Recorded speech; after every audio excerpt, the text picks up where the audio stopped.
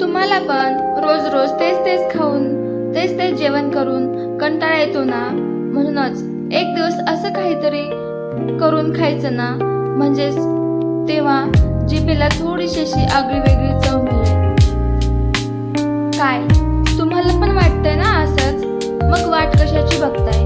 फुल video बघा आणि लगेचच तयार करायला घ्या ना तुम्ही पण. मग असं काहीतरी अशा पद्धतीने तुम्ही बटाट्याची भाजी एकदा तर करून खाल्ली ना, तर सगळेच म्हणतील वा काय भाजी केलीये, किती छान भाजी झाली ना. सगळे तुमचे कौतुक करतील. अशी भाजी खाऊन पोट भरेल पण मन मात्र काही भरणारच नाही. सगळेच बोलतील काल सारखी भाजी, चल आज पण एकदा होऊनच जाऊ दे. मग त्यासाठी तुम्हाला काय करायचं आहे, चला तर पुढे व्हिडिओ मध्ये मी तुम्हाला हे सांगणारच आहे. त्यासाठी आपण इथे 3 बटाटे घ्यायचे. तुम्हाला हवे तितके तुम्ही घेऊ शकता. मला इथे 3च पुरेसे होते. ते 3 बटाटे घेऊन छान असे त्याला छोट्या छोट्या तुकड्यांमध्ये कट करून घ्यायचे. स्वच्छ पाण्यामध्ये धुवायचे आणि पातेल्यात त्याला गॅसवर शिजायला ठेवायचे. मग बटाटे शिजेपर्यंत आपण त्याचा मसाला तयार करायला घेऊ. त्यासाठी मी इथे 3 कांदे असे बारीक आणि 2 टोमॅटो घेतलेले आहेत. कांदे असे लांब लांब आकाराचे व पातळ असे कट करून घ्यायचे, जेणेकरून ते छान असे तळल्या जातील. आणि मग लगेच आपले 2 टोमॅटो तुम्हाला हवे तितके तुम्ही घेऊ शकता. इथे मी 2 घेतलेले आहेत. ते छान असे लांब आकाराचे कट करून घ्यायचे. मग आपण इथे लगेचच त्याचं भाजण तयार करून घेऊ. त्यासाठी मी इथे अर्धी वाटी शेंगदाणे घेतलेले आहेत. तुम्ही काजू आणि खोबरं हे पण वापरू शकता. शेंगदाणे छान असे लालसर होईपर्यंत त्याला छान असं हलवत राहायचं. शेंगदाणे भाजून झाले की ते एका प्लेटमध्ये काढून घ्यायचे आणि परत त्याच कढईमध्ये 1 चम्मच तेल टाकायचं.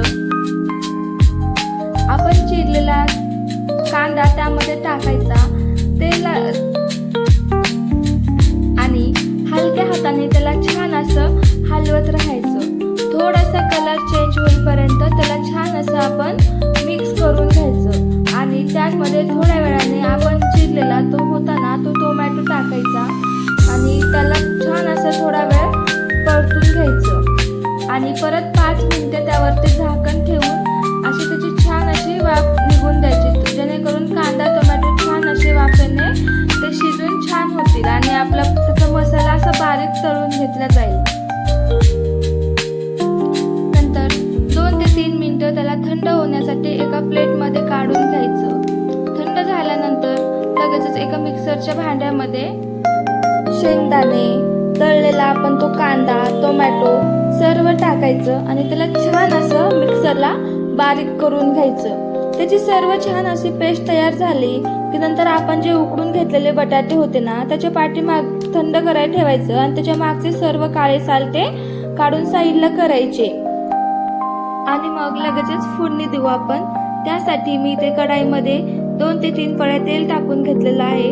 तेल गरम झाल्यास छान असे जिरे टाकून त्याला छान असे कडकडून द्यायचे. त्यानंतर लगेचच आपली 1 आलं लसूणची पेस्ट टाकायची.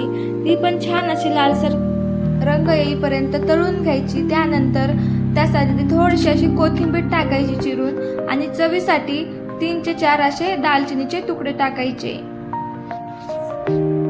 ते पण छान असे लालसर होऊन तळून द्यायचे. त्यानंतर 1 चम्मच लाल तिखट टाकायचं, 1 चम्मच कांदा लसूण मसाला टाकायचा आणि त्याला छान असं परतून घ्यायचं.